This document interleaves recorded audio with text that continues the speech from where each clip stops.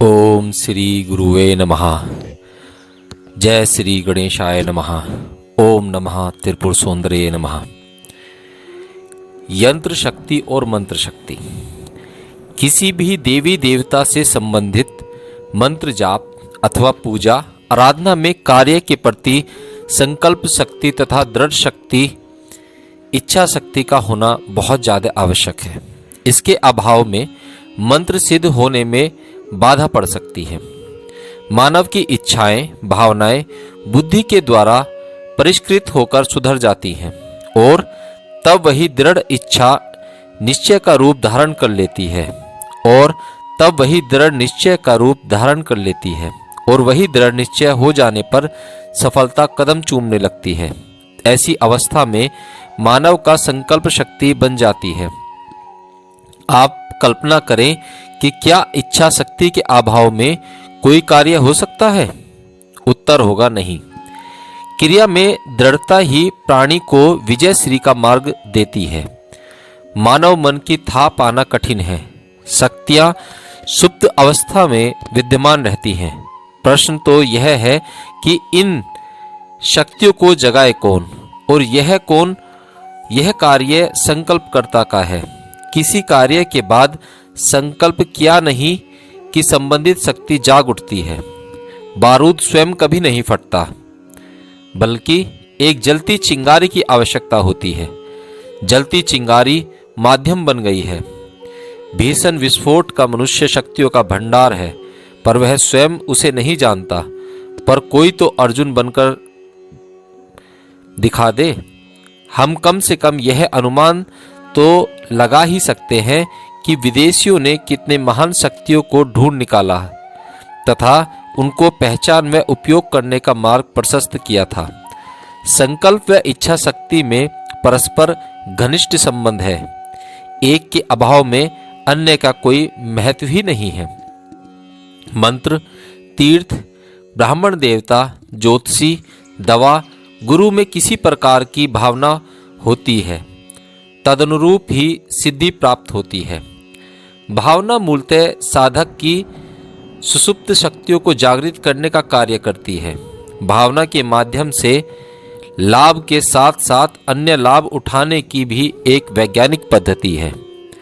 अभाव की पूर्ति के लिए गडरिए यह उचित नहीं है, गिड़गिड़ाए यह उचित नहीं है। इससे आत्महीनता की भावना उत्पन्न होती है। आत्महीन साधक सफलता का मुख देख ही नहीं सकता।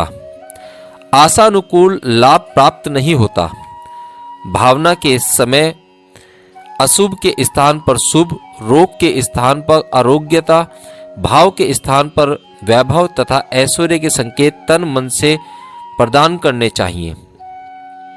जिस इष्ट की पूर्ति करने की इच्छा या जिज्ञासा है, उसे अपने नेत्रों से पूरा होता देखने का प्रयास करें। यह प्रयास जितने दृढ़ आत्मविश्वास पर आधारित होगा, सफलता उतनी ही प्राप्त होगी। इन शुभ संकेतों का स्पष्ट और सीधा प्रभाव हमारे अज्ञात शक्ति भंडार है, यानी कि इसका जो प्रभाव पड़ता है वो हमारी सुसुप्त पड़ी शक्तियों पर प्रभाव पड़ता है। भगवान श्री कृष्ण ने गीता में संकेत दिया है। प्राणायाम योग द्वारा ध्यान करने से वशीभूत हो जाने पर जैसे एक ज्योति में दूसरी ज्योति मिलकर एक हो जाती है, ऐसे ही साधक अपने में मुझे और मुझ में स्वयं को मिला लेता है। योग दर्शन में भी कहा गया है कि प्राणायाम के निरंतर अभ्यास से मन की चंचलता समूल नष्ट होती है और उसमें धारणा की योग्यता आ जाती है। इस चराचर के सभी महत्वपूर्ण कार्यों की सफलता के लिए मनोयोग अथवा एकाग्रता की आवश्यकता पड़ती है। मंत्र का अर्थ ही मनन और ज्ञान है। यदि उनके अर्थों का मनन व चिंतन न हो तो साधना अधूरी ही रह जाती है। जब इष्ट का मंत्र का जाप किया जाता है तो नेत्र को बंद करके मंत्र के एक एक शब्द का अर्थ व रुक रुक कर उस पर विचार किया जाना बहुत आवश्यक है।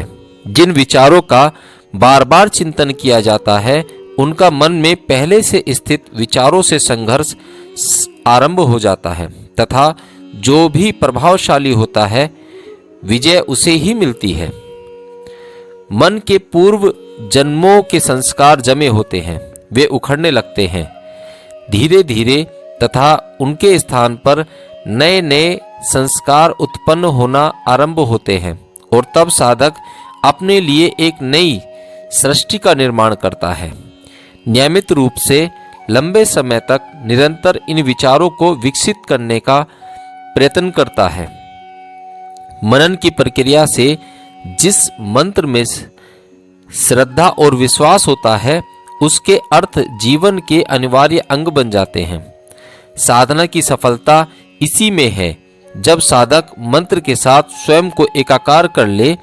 विधि एकाग्र पूर्वक जप के साथ अर्थ चिंतन की है। जप की प्रधानता तो है, उससे लाभ भी होता है, परंतु आप उसके अर्थों की उपेक्षा कदाचित नहीं कर सकते। साधना इसी में है कि जप के साथ अर्थ का भी मनन हो।